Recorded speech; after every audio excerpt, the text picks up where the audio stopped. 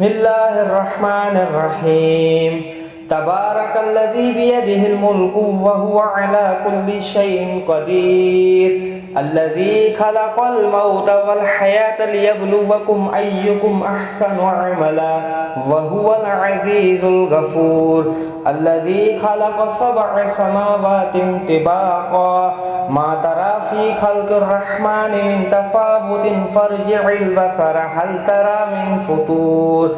ثم ارجع البصر كرتين ينقلب إليك البصر خاسئا وهو حسير ولقد زينا السماء الدنيا بمصابيح وجعلناها رجوما للشياطين وأعتدنا لهم عذاب السعير وللذين كفروا بربهم عذاب جهنم